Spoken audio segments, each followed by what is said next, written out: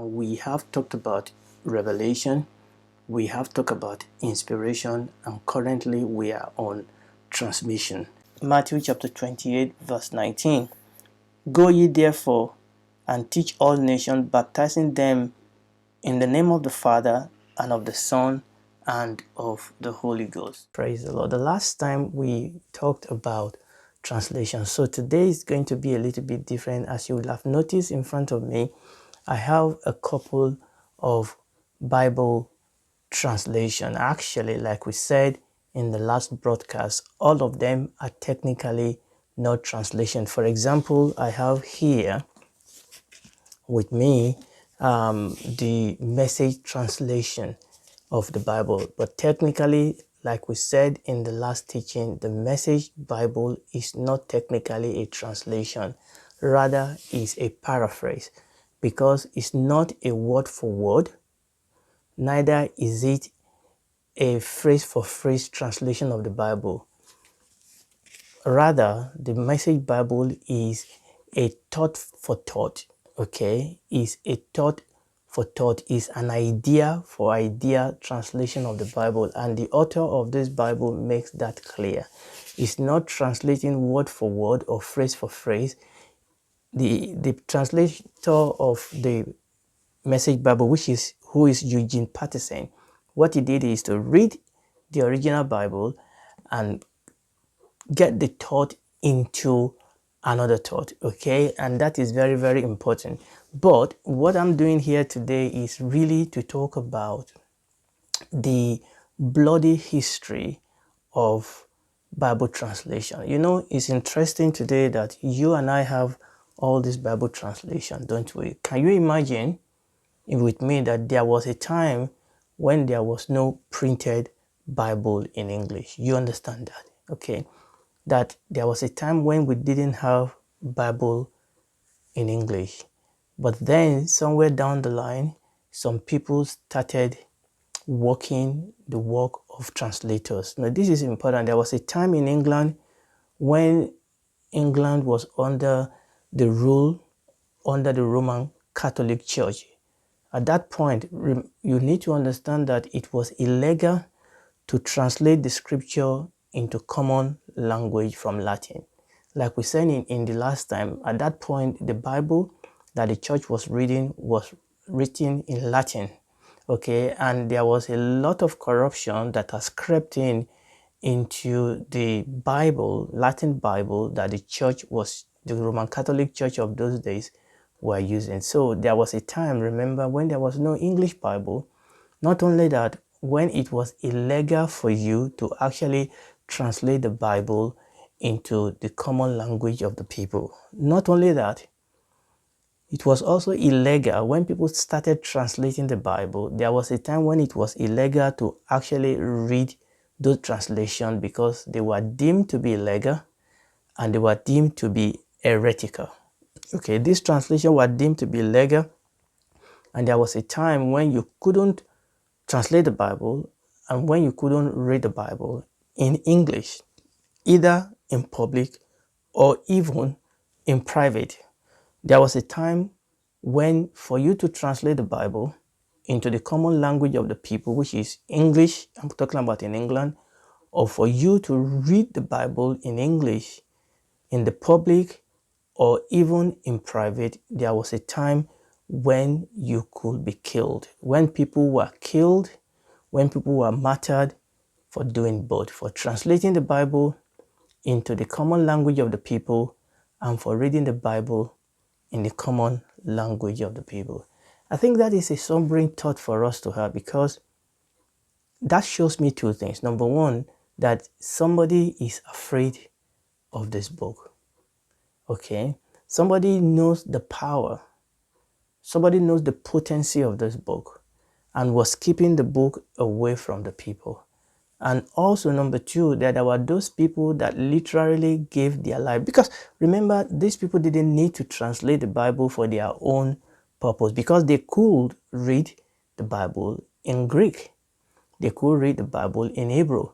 But they were convinced that the Bible is for common good. Remember what we read the last time. When you read the last chapter of the book of Matthew, when they read the last chapter of the book of Mark, the Lord Jesus said we should go into all the world and preach the gospel. And that command actually entails the fact that the Bible will be translated into the language of the people of the world. And all down history, and particularly we are focusing on, because that is the language that we speak mostly. It's a universal language, English now. Okay. And we need to understand that there are people, that Bible in your hand, there were people that gave their life because they feel that there's a message that needed to be passed across. And when you and I hold that Bible, we must understand that every page in this Bible is written in blood of those people that laid their life down to be able to translate that book into the Bible, into the language of today. So what I want to do today is to just mention one or two of those people and see the fact that these people consider it a honor to lay down their lives to be able to get this book into the hand of common man and common woman on the street. You know, in those days, the church was in the dark age. You know, tradition has prevailed over revelation. Tradition has prevailed over the movement of the Spirit. The tradition of the church, the teaching of the papacy were the ruling thing. You know, the church was in darkness. And when these men started translating the Bible, the Roman Catholic Church was threatened, because when people started reading the truth, they begin to notice the lie. Okay. So this translator of the Bible, they were persecuted for translating the Bible, but also because by translating the Bible, they are giving the people the chance to know the truth. And the Bible says that if you continue in my word, then are you my disciple indeed, and you will know the truth, and the truth will set you free. The fact that common people now have the scripture, they began to see the evil and the darkness and the wickedness of the so-called church leaders in those days. And listen to me, even up till today, the job of translating the scripture, and we need to understand this, even today in our world today, the job of translating the scripture is still a very, very dangerous thing to do. I mean, Bible translators today are still being murdered all across the nation. And we don't always hear of some of these things, okay? For example, I was reading here that in 1993, Edmund Fabian was murdered in Papua New Guinea, killed by a local man who had been helping him translate the Bible. And in 2016, 4 Bible translators working for an American evangelical organization were killed by militants somewhere in Middle East. So even today, the job of translating the scripture can still be dangerous. So we must understand that Bible translation may appear to be harmless, but we need to understand that history shows us that the devil hates those people that want to make the word of God available to the people.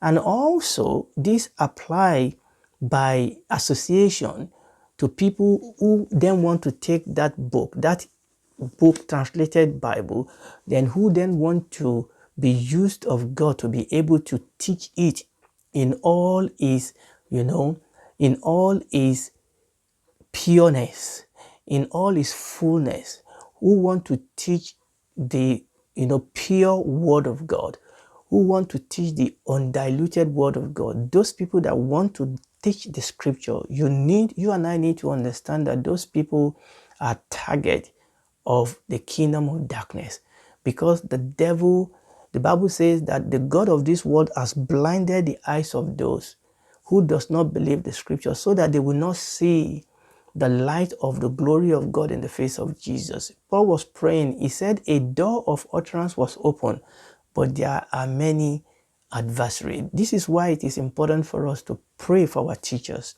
to pray for our pastors, to pray for our ministers, especially for those that labor in the ministry of the word, those that labor to preach the undiluted, uncorrupted word of God. There are so many people today that are preaching their own message. So I want you to see that the word of the translators are not easy, that the devil is always after them. So I have few number of those translation here. Remember what I said, all of them are not necessarily translations. Some of them are paraphrased. I have mentioned for you the message. I also have here the Good News Bible, and I have here the New English Bible, and I have my King James Bible, and also I have here my New American Standard Bible. And the last one that I have here is actually Complete Jewish Bible. So different translation here, but what I want you to see is how this book gets to us. So let's mention one or two of these people. In 1427, Pope Martin ordered that John Wycliffe's bone be exhumed from their grave and burnt and be cast into the river Swift. Now, this is interesting. What has John Wycliffe done to Pope Martins? Now, obviously, if you know anything about the Bible, you will know that John Wycliffe is considered to be the father of English translation of the Bible. At the point that the Pope gave this order for his bone to be exhumed from the grave and be burnt and be scattered, Wycliffe had been dead for 40 years before then. What could actually possess a Pope to make this order? What was Wycliffe's offense?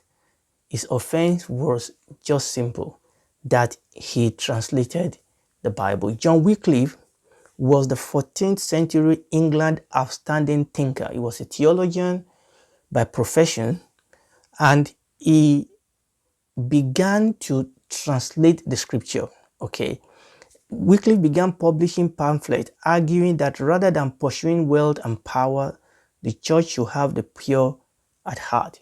And that was one of the reasons why the church persecuted this translator, because by reading the scripture, they've come to know the truth and they want other people to know the truth. So to cut a long story short, Wycliffe started the translation of the scripture. And by the way, I'm jumping a lot of things. And oftentimes what goes hand in hand with the job of the translators at the beginning, I'm talking about the people that translate the Bible into English. One of the things that move them is actually a righteous desire for purity in the church, a righteous desire for the name of God to be magnified. And that was what pushed them. They see the darkness, they see the decay that has invaded the church, they see the worldliness that has invaded the church, and they wanted the church to come back to the truth. They wanted the church to be purified, and that was often the drive behind their desire to translate the scripture. So with the aid of an assistant, Wycliffe produced an English Bible. Okay, and obviously there was a backlash. All right, in 1391, before the Bible was completed, a bill was placed before Parliament to outlaw the English Bible and to imprison anyone possessing a copy. The bill failed to pass. John of Gaunt saw to it in the Parliament, and the church resumed its persecution of the now then Wycliffe. Okay, so obviously they couldn't stop that translation by the act of law, but they started persecuting the translator anyway. So this was, he died, they translated the Bible, he died, but this was the reason why the Pope said his bone should be exhumed. Even though they couldn't kill him in life, they decided to kill him in death. Jan Hus, okay, let's talk about this gentleman. In 1402, okay, the newly ordained Czech priest Jan Hus was appointed to a pulpit in Prague to minister in the church. But this gentleman was actually inspired by Wycliffe's writing. So in a sense, he was a disciple of Wycliffe. Okay, like Wycliffe, Hus believed that social reform could only be achieved through literacy. Given the people the Bible reading in Czech language instead of Latin was an imperative. Okay, so Hus assembled a team of scholars, and in 1416, the first Czech Bible appeared. It was a direct challenge to those he called the disciple of Antichrist, and consequently, predictably, Hus also was arrested and he was charged with heresy. He was tried, obviously, like his master, the Lord Jesus Christ. Okay, and I'm not going to go into all those. So they arrested him, they tried him, they convicted him of heresy. He was slaughtered. Okay, he was burned as stake. And this is very, very important.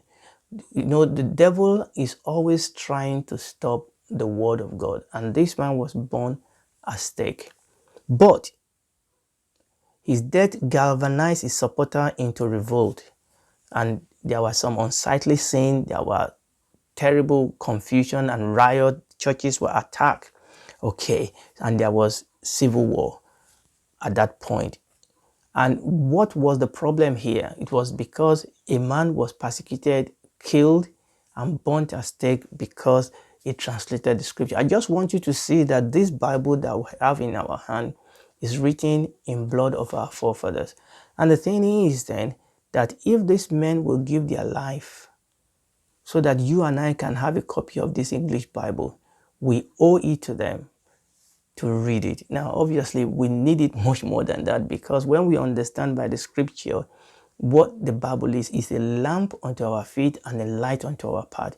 But this thread of event actually gives us also a motivation that there's something about these people, about this book that these people saw, that they felt it was worth giving their life for. Hallelujah. William Tyndale, very, very, very important. And I'm not going to go into the detail of who the man is. He was a high-profile translator of the Bible, and he himself was also murdered. Okay, Wycliffe's translation was still banned, and although manuscript copies were available on the black market, they were hard to find and expensive to procure. So most people didn't have the scripture. But printing was becoming commonplace, and Tyndale believed the time was right for an accessible, up-to-date translation of the Bible into English. He knew he could create one. All he needed was the funding and the blessing of the church. It didn't take him long to realize that nobody in London was prepared to help him. Okay, and those were the type of things that were happening in those days. So Tyndale spent the next few years translating the scripture, but as he was translating the Bible, he was also dodging spies of the king in England and Roman agents. He managed to complete his Bible, and copies were soon flooding into England. Well, obviously, it has to be done illegally, because by law, it is illegal for people to possess or to read this type of translation of the Bible. Okay, so we have that translation of William Tyndale. He finished the translation, and he wasn't the only one. In England, Cardinal Wolsey was conducting a campaign against Tyndale's Bible. No one with a connection to Tyndale or his translation was safe. Thomas Heaton, a priest who had met Tyndale in Europe, confessed to smuggling 2 copies of the Bible into the country. He was charged with heresy, and this priest, Heaton, was burnt alive. So you can see the danger. We can all see the danger that these people went through. Okay, just because they want to bring the Bible to the common people. And I can go on and on and on about the people that were persecuted, people that were killed, people that were burnt, people that were, oppressed because they translated the scripture into the language of the common people. So quite a number of people that were associated with Tyndale were arrested, they were tried, they were killed, burnt alive. But Tyndale himself, his end was not less tragic. He was betrayed by a close friend, and he was detailed, he was seized, he was arrested, and he was charged with heresy. And in August 1536, he was burnt as stake that year. And you will see a lot of this. England was not the only country to murder Bible translation. It was happening across Europe. So the 16th century was a murderous age for Bible translation. But Bible translation has always generated strong emotion, and that continues up till today. And we can go on and on and on and on about people that actually gave their life to translate the scripture. Tyndale's last words were, "O Lord, open the King of England's eyes." This prayer will be answered just 3 years later, in 1539, when King Henry VIII finally allowed and even founded the printing of an English Bible known as the Great Bible. You see, this is very, very important. These were men of faith. These were people of faith that gave their life so that this word will come to us today. This is the legacy that we have of the scripture. Okay, praise the Lord. And I just felt that it is important for me to bring this knowledge to you, so that in addition to what we have said so far, we will see the importance of the scripture and the need for us to read it and discover the riches in the Bible. Now that we have the book in our hand, how can we receive the power? How can we connect with the power and the glory of this book? Because the word of God is not just letters. The Bible says to us that the word that God speaks is spirit and is life. Okay, it's much more than just carrying a book. It is actually, the Lord Jesus said, the word that I speak to you, they are spirit and they are life. And that is what we're going to be talking about next, talking about illumination. Okay, the process of illumination, the process whereby we can connect and experience in our life the power of this word. I hope this has been very, very, a good blessing to you joining me today. And if you are listening to me and you are not born again, listen to me. This good book tells me that there's no other name given among men whereby we can be saved. There's only one name in which we can be saved, and that is the name of Jesus. You can A, accept him today as your Lord and Savior. Number 2, B, you can believe that he came and he died for your sin. And C, you can confess him as your Lord and Savior, and you can accept him into your life, and he will save you. And at the end of it all, when this age is over, you will spend eternity with him in the new heaven and the new earth.